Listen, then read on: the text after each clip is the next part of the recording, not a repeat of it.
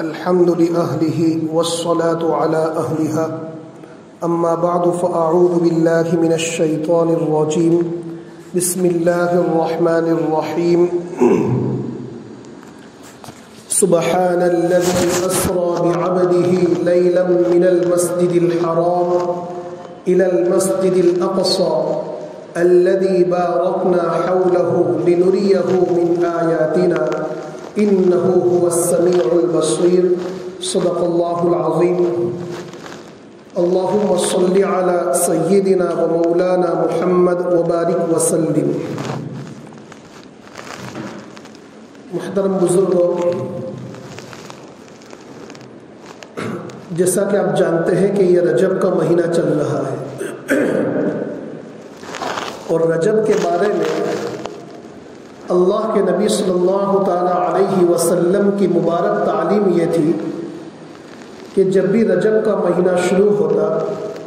تو اللہ کے نبی علیہ الصلوۃ والسلام اپنی عمر میں بڑھوتری کی دعا فرماتے اور یہ دعا تلقین فرمائی کہ اللہم بارک لنا فی رجب و شعبان وبلغنا رمضان، کہ اللہ ہمارے رجب اور شعبان کے مہینے میں برکت عطا فرما اور رمضان کے مہینے تک میں پہنچا تاکہ رمضان کی برکتیں ہمیں حاصل ہوں. عام طور پر ہمارا یہ خیال ہے کہ اللہ کے نبی صلی اللہ تعالیٰ علیہ وسلم کو اللہ تبارک و تعالیٰ نے رجب کے مہینے میں معراج پر بلایا، اپنے یہاں بلایا. ویسے اگر حدیثوں کی کتابوں کو کھنگالتے ہیں تو اس میں علماء کرام کے محدثین کے مختلف اقوال ہیں، قریباً 10 یا 11 اقوال ہیں کہ اللہ تبارک و تعالیٰ نے اپنے نبی جناب محمد الرسول اللہ صلی اللہ تعالیٰ علیہ وسلم کو معراج کی دولت سے، اس عظیم نعمت سے کب سرفراز فرمایا. اس میں تو کوئی شک نہیں بلکہ یقینی بات ہے کہ اللہ نے اپنے نبی کو معراج پر بلایا، اپنے یہاں بلایا. لیکن کب بلایا، کون سی سن میں بلایا، ہجرت کے کتنے مہینے پہلے بلایا، کتنے سال پہلے بلایا، تو اس میں محدثین کے مختلف اقوال ہیں. جیسا کہ بعض حضرات کا کہنا یہ ہے کہ ہجرت کے 6 ماہ پہلے، بعضوں نے کہا 8 ماہ پہلے، بعضوں نے کہا 1 سال پہلے، بعضوں نے کہا 1 سال 2 ماہ پہلے. تو ایسے مختلف اقوال ہیں، لیکن حقیقت یہ ہے کہ اللہ نے اپنے نبی کو اپنے دربار میں بلایا اور معراج کی دولت عطا فرمائی. اب معراج کا جو سفر ہے اس کے متعلق کچھ تفصیلات آپ کے سامنے ذکر کرنی ہے. دیکھیے، معراج میں اللہ تبارک و تعالیٰ نے اپنے نبی جناب محمد الرسول اللہ صلی اللہ تعالیٰ علیہ وسلم کو اپنے پاس بلایا اور قرآن میں اس کا تذکرہ فرمایا. سبحان الذی اسری بعبدہ لیلا من المسجد الحرام الی المسجد الاقصی، کہ اللہ نے اپنے پیغمبر کو مسجد حرام سے مسجد اقصی تک پہنچایا اور پھر مسجد اقصی سے ساتوں آسمانوں کی سیر کرائی. 7 آسمانوں کی اللہ نے سیر کرائی. اسی لیے کتابوں کے اندر لکھا ہے کہ اللہ کے نبی کا یہ سفر 2 حصوں پر منقسم ہے. ایک حصہ تو مسجد حرام سے مسجد اقصی تک، جس پر آپ براق کے ذریعے سے آپ کا سفر ہوا،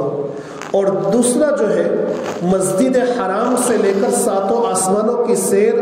اور کائنات کا منتہا، کائنات کا اینڈ یعنی عرش عظیم تک اللہ نے آپ کو پہنچایا.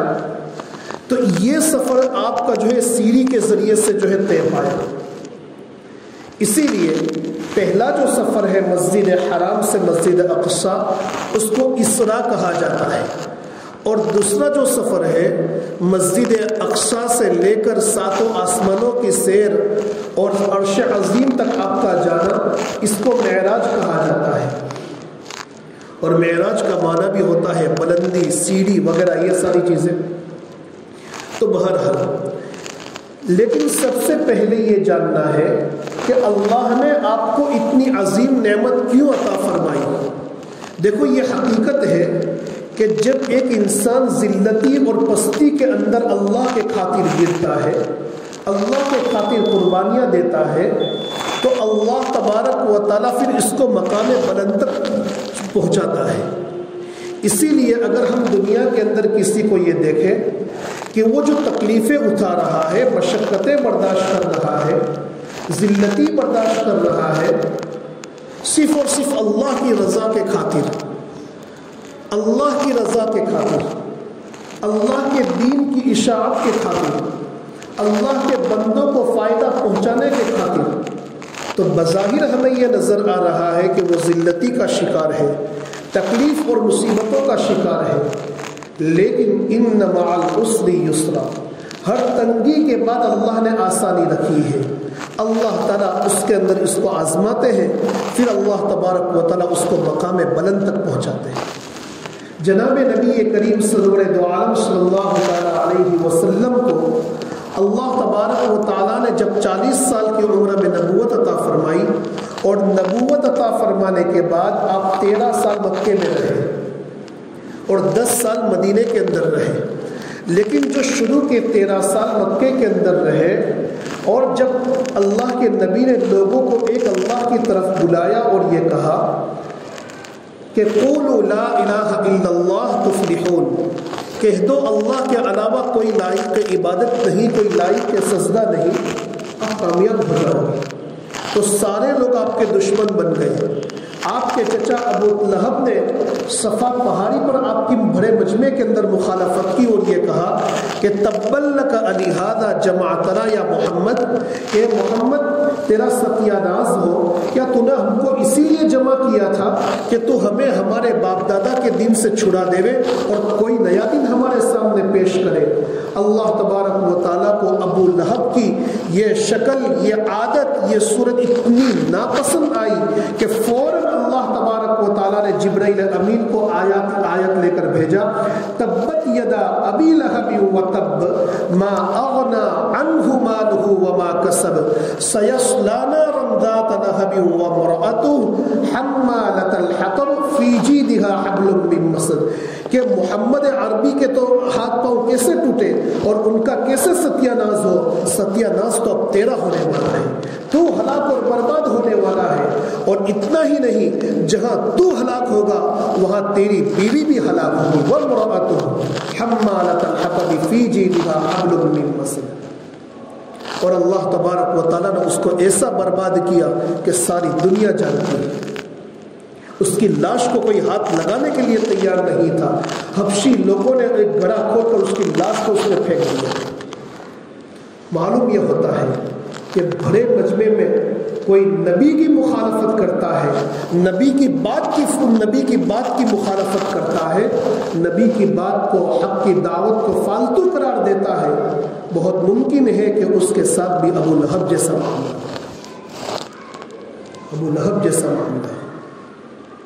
پھر اس کے بعد مستقل طور پر اللہ کے نبی پر حالات شروع ہو گئے، لیکن اللہ کے نبی علیہ الصلوۃ والسلام کو چونکہ اللہ نے شرح صدر کی دولت عطا فرمائی تھی، بڑی تکلیفیں آئی لیکن آپ نے اس کو برداشت کیا۔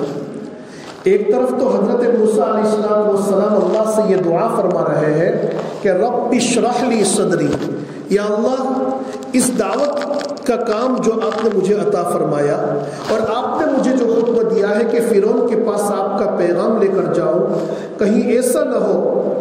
کہ وہ میرے ساتھ بدتمیزی کا معاملہ کرنے لگے، اور اس دعوت کی راہ میں آپ کے پیغام کو آپ کے بندوں تک پہنچانے کے راستے میں جتنی تکلیفیں، جتنی مشقتیں مجھ پر آئے گی، تو ان تکلیفوں کو، مشقتوں کو برداشت کرنے کی قوت اور صلاحیت آپ مجھے عطا فرمائیے۔ اس کا نام ہے شرح صدر۔ اللہ نے حضرت موسیٰ علیہ السلام کی مانگی ہوئی دعا قبول فرمائی اور فرمایا قد اوتیت سؤلک یا موسیٰ، آپ کی مانگ کو ہم نے پورا کر دیا۔ شرح صدر کی دولت حضرت موسیٰ علیہ السلام کی درخواست پر انہیں دے دی، لیکن ہمارے نبی کا مقام تو یہ ہے کہ ادھر تو حضرت موسیٰ علیہ السلام اللہ کے پاس مانگ رہے ہیں، وہاں میرا اللہ اپنے نبی سے یہ کہہ رہا ہے الم نشرح لک صدرک، کیا ہم نے آپ کو شرح صدر کی دولت نہیں عطا فرمائی؟ آپ نے تو مانگا بھی نہیں تھا، بغیر مانگے ہم نے آپ کو شرح صدر کی دولت عطا فرمائی۔ یہ ہمارے نبی کا مقام۔ جتنی تکلیف آئی، جتنی مشقتیں، آپ کو مکہ چھوڑنا پڑا، شیب ابی طالب میں جانا پڑا، بھوکا اور پیاسا رہنا پڑا، پیٹ پر پتھر باندھنے پڑے، لیکن ان حالات میں آپ نے صبر و ضبط سے کام لیا اور لوگوں کو اللہ کی دعوت دیتے رہے۔ جب راستوں پر نکلتے آپ لوگ پتھر مارتے، ان کی آپ کی ایڑیوں سے خون بہتا، کوئی آپ پر تھوکتا، کوئی آپ کا مذاق اڑاتا، لیکن آپ کی زبان پر ایک ہی جملہ تھا، قولوا لا الہ الا اللہ تفلحوا۔ آپ پڑھیے سیرت کے واقعات کو، آپ کی آنکھوں سے آنسو نکل جائیں گے کہ جو نبی میرے لیے اتنا رویا، جس نبی نے میرے لیے اتنی قربانیاں دی، اس نبی کو مکہ کی گلیوں میں کیسے ستایا جاتا تھا۔ کبھی اللہ تعالیٰ جب آپ کو مکہ المکرمہ پہنچائے تو مکے کی گلیوں میں جب آپ گھومیں تو اس بات کا احساس پیدا کرنا کہ یہی وہ گلیاں ہے جہاں میرے نبی پر پتھر برسائے جاتے تھے میری خاطر۔ یہ سارے لوگ پریشان ہو گئے اور سرداران قریش ابو طالب کے پاس آئے۔ ابو طالب آپ کا چچا، حضرت علی کے والد، اور آ کر یہ کہنے لگے کہ آپ اپنے بھتیجے کو سمجھائیے کہ وہ ہمارے معبودوں کو برا بھلا کہتا ہے، اب ہم تھک چکے ہیں، عاجز آ چکے ہیں، کم از کم وہ ہمارے معبودوں کو برا بھلا نہ کہے، ہمارے باپ دادا کے دین کو چھوڑنے کی باتیں نہ کہے، نہیں تو ہم کوئی نیا ایکشن لیں گے۔ ابو طالب نے اپنے بھتیجے جناب محمد رسول اللہ صلی اللہ تعالیٰ علیہ وسلم سے جو ہے کہا کہ دیکھو اس طرح کا یہ معاملہ لے کر آئے ہیں۔ تو اللہ کے نبی نے ارشاد فرمایا کہ اے میرے چچا، ایک بات یاد رکھیے، یہ لوگ میرے ایک ہاتھ میں چاند دوسرے ہاتھ میں سورج لا کر رکھ دے تو بھی میں اللہ کے پیغام کو اللہ کے بندوں تک پہنچانے سے باز نہیں آؤں گا۔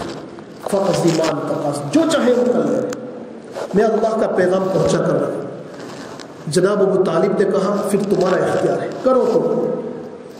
جب تک میں زندہ رہوں گا کوئی تمہیں کوئی چھیڑ بھی نہیں پائے۔ ابو طالب جب تک حیات رہے کسی کافر کی یہ مجال نہیں ہوئی کہ اللہ کے نبی کو بڑی سے بڑی تکلیف پہنچائے۔ مخالفت تو کی لیکن کوئی بڑی تکلیف پہنچانے کی ہمت اور جرأت نہیں کر سکا۔ ایک بات یہاں یاد آ رہی ہے، اللہ کے نبی کی ابو طالب نے بڑی مدد کی اور اللہ کے نبی سے ان کو بڑی محبت تھی۔ اسی بنیاد پر باوجود کافر ہونے کے، ایمان کی دولت ان کے پاس نہیں تھی، اس کے باوجود شیب ابی طالب میں جو ہے اللہ کے نبی کے ساتھ رہے بھوکے اور پیاسے۔ لیکن جب ان کا انتقال ہوا تو اللہ کے نبی نے ان سے ان کے انتقال کے قریب اللہ کے نبی نے ان سے کہا کہ کلمہ پڑھ لو۔ وہ کلمہ پڑھنے کے لیے تو تیار تھے، لیکن ابو جہل وغیرہ اس کے پاس آ گئے اور آ کر یہ کہنے لگے کہ تو کیسا انسان ہے کہ آج تک تو عبد المطلب کے دین پر جو ہے زندگی گزاری تو نے، اور جاتے ہوئے محمد کا کلمہ پڑھتے ہوئے جا رہا ہے۔ بس یہ کہنا تھا، ایک آر محسوس ہوئی اور انہوں نے یہ کہا کہ میں عبد المطلب کے دین پر مرتا ہوں، یہ کہہ کر ان کی وفات ہو گئی، انہیں کلمہ نصیب نہیں ہوا۔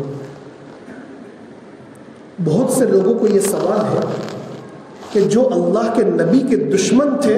اللہ نے ان کو ایمان کی دولت دی، اور جنہوں نے اللہ کے نبی کی بڑی خدمات کی، بڑی حفاظت کی، اور اللہ نے ان کو ایمان سے محروم کر دیا۔ حضرت عمر رضی اللہ تعالیٰ عنہ جب تک ایمان نہیں لائے تھے اللہ کے نبی کی شان میں بڑی گستاخیاں کی، اور اس سے بڑی گستاخی اور کیا ہو سکتی ہے کہ نعوذ باللہ اللہ کے نبی کے سر کو قلم کرنے کے ارادے سے تلوار لے کر چلے گئے، لیکن اللہ نے ایمان کی دولت دے دی۔ ہندا، اللہ کے نبی کو اپنے چچا حضرت حمزہ سے بڑی محبت تھی، سید الشہداء ہے، سارے شہیدوں کے سردار ہیں۔ میدان احد میں کے قریب مسجد جو سید الشہداء حضرت حمزہ ہے اس کے قریب آپ کی قبر بھی ہے، بہت سے لوگوں نے دیکھی بھی ہوگی۔ تو حضرت حمزہ رضی اللہ تعالیٰ عنہ کا کلیجہ ہندا نے چبایا، اور حضرت حمزہ کو قتل کرنے والے حضرت وحشی، ان دونوں کو اللہ تعالیٰ نے ایمان کی دولت دے دی۔ جو نبی کے دشمن تھے اللہ نے ان کو ایمان کی دولت دے دی، اور جو نبی کے محافظ تھے، نبی کی حفاظت کرنے والے تھے, نبی کا ساتھ دینے والے تھے, نبی کی مدد کرنے والے تھے, اللہ نے ان کو ایمان سے محروم کر دیا. آخر یہ کیا بات ہے؟ اسی لیے حضرت عباس رضی اللہ تعالیٰ عنہ نے اپنے بھتیجے یعنی جناب نبی کریم سرور دو عالم صلی اللہ تعالیٰ علیہ وسلم سے یہ کہا کہ یا رسول اللہ, آپ کے چچا نے تو آپ کے لیے بڑی مدد کی, آپ کے چچا آپ کے حامی اور مددگار رہے, لیکن آپ نے اپنے چچا کے لیے کیا کیا؟ وہ تو بغیر ایمان کی دنیا سے چلے گئے. اللہ کے نبی نے ارشاد فرمایا, میں نے ان کے لیے اللہ کے حضور میں جو ہے شفاعت کی ہے, اس لیے وہ صرف تخنوں تک جو ہے یہ آگ کے اندر رہیں گے, ان کو عذاب تخنوں تک ہوگا, اور اگر میں سفارش نہ کرتا تو وہ جہنم کی تہ میں ہوتے. اسی لیے علامہ سہیلی رحمۃ اللہ تعالیٰ علیہ نے لکھا ہے کہ دیکھیے جناب ابو طالب سر سے لے کر پاؤں تک اللہ کے نبی کی حمایت اور نصرت کے اندر غرق تھے.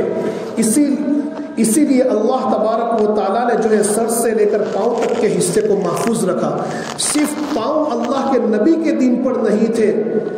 ملت عبد المطلب پر تھے, اسی لیے ان کے پاؤں کو اللہ تبارک و تعالیٰ نے عذاب کے اندر مبتلا فرمایا. اسی لیے اللہ نے ہم کو دعا سکھلائی, ربنا افرغ علینا صبرا, کہ یا اللہ ہمارے اوپر صبر کو انڈیل دیجئے, ہمیں صبر کی دولت عطا فرمائیے, وثبت اقدامنا, اور ہمارے قدموں کو دین پر ایمان پر جما دیجئے. قدم ایمان پر مضبوطی سے جم گئے تو بات ختم ہو گئی. اللہ کے نبی نے ہم کو دعا سکھلائی ہے کہ اللہ کے نبی نے ہم کو دعا سکھلائی ہے کہ ہمارے دلوں کو, ہمارے قدموں کو یا اللہ ہمیں ایمان پر جما دیجیے. اسی لیے وضو کے اندر جب پاؤں دھو تو ہمارے اکابر نے یہ لکھا ہے کہ یہ دعا کرنی چاہیے, اللہم ثبت قدمی علی الصراط یوم تزل الاقدام, کہ یا اللہ میرے قدموں کو, میرے دونوں قدموں کو پل صراط پر اس وقت جما دینا جس دن بہت سارے پاؤں کٹ کر جو ہے جہنم کے اندر گر جائیں گے. اللہ تعالی ہم تمام کی حفاظت فرمائے. تو بہرحال اس کا جواب یہ ہے کہ دیکھو ابو طالب کو کیوں ایمان نصیب نہیں ہوا, جنہوں نے اللہ کے نبی کی مدد کی, اور دوسری طرف جو اللہ کے نبی کے بڑے دشمن تھے انہیں اللہ نے ایمان کی دولت دی. اس کا بنیادی جواب یہ ہے کہ ایمان دینا اللہ کے نبی کے ہاتھ میں نہیں. ایمان کی دولت, ایمان بڑی قیمتی دولت ہے, اور یہ دولت اللہ تبارک و تعالیٰ نے کسی بندے اور کسی نبی, کسی ولی, کسی کتب اور کسی ابدال کے ہاتھ میں نہیں رکھی. اللہ نے اپنے کنٹرول میں رکھی ہے. اللہ جسے چاہتا ہے ہدایت دیتا ہے. اسی لیے جب ابو طالب کا انتقال کفر پر ہوا, اللہ کے نبی علیہ الصلوۃ والسلام ان کے لیے استغفار کر رہے تھے, اللہ کے حضور میں مغفرت طلب کر رہے تھے, تو اللہ تبارک و تعالیٰ نے آیت کریمہ نازل فرمائی کہ ما کان للنبی والذین آمنوا ان یستغفروا للمشرکین ولو کانوا اولی قربی, کہ کسی نبی کے لیے یہ جائز نہیں ہے کہ وہ کسی کافر اور مشرک کے لیے دعائے استغفار کرے, ولو کانوا اولی قربی, اگرچہ وہ ان کے قریبی رشتہ دار ہوں. اور پھر اللہ نے یہ بھی آیت کریمہ نازل فرمائی, انک لا تہدی من احببت ولکن اللہ یہدی من یشاء, کہ اے نبی آپ جسے چاہے ہدایت نہیں دے سکتے, ہدایت تو اللہ کے ہاتھ میں ہے, اللہ جسے چاہتا ہے اسے ہدایت دیتا ہے. اگر اللہ کے نبی کے ہاتھ میں ہدایت ہوتی تو ابو طالب کو ہدایت مل جاتی, حضرت عمر کو ہدایت نہ ملتی. بلکہ اللہ کے نبی تو رحمت للعالمین تھے, اپنے دشمنوں کے لیے بھی ہدایت مانگتے تھے تو انہیں بھی ہدایت مل جاتی. اسی لیے حضرت بلال حبشی رضی اللہ تعالیٰ عنہ کا ایک قول ہے کہ اللہ کا کرم ہے, اللہ کا فضل ہے کہ اللہ نے ہدایت اپنے ہاتھ میں رکھی. اگر دنیا کے کسی انسان کے ہاتھ میں ہدایت ہوتی تو مجھ جیسے کالے کلوٹے کو کون ہدایت دیتا. یہ اللہ کا کرم ہے کہ ہدایت اللہ کے ہاتھ میں تھی, ورنہ اتنے دور ہندوستان کے اندر آج ہمیں ایمان کی دولت کیسے نصیب ہوتی. تو یہ معاملات اللہ جانتے ہیں, اللہ جسے چاہے وہ ہدایت دے دے گا. تو بہرحال سن ہجری 10 کے اندر جناب ابو طالب کا انتقال ہو گیا. اب اللہ کے نبی علیہ الصلوۃ والسلام پر یہ جو ہے بہت بڑے غم کی بات تھی. پھر ان کے انتقال کے 4-5 دن گزرے تھے کہ آپ کی رفیقہ حیات اور آپ کی بے انتہا ساتھ دینے والی اور آپ کو تسلی دینے والی چہیتی بیوی حضرت خدیجہ رضی اللہ تعالیٰ عنہ کا بھی انتقال ہو گیا۔ اب جب انتقال ہو گیا تو اللہ کے نبی علیہ السلام بہت بے چین ہو گئے، غم کی حالت میں تھے۔ اللہ کے نبی علیہ السلام نے پھر اس کے بعد طائف کا رخ فرمایا۔ انشاءاللہ آئندہ مجلسوں کے اندر یہیں سے آگے چلیں گے۔ اللہ تبارک و تعالی ہم کو سیرت طیبہ سے وابستگی نصیب فرمائے۔ سبحان اللہ وبحمدہ، سبحانک اللہم وبحمدک، ونشہد ان لا الہ الا انت، نستغفرک ونتوب الیک۔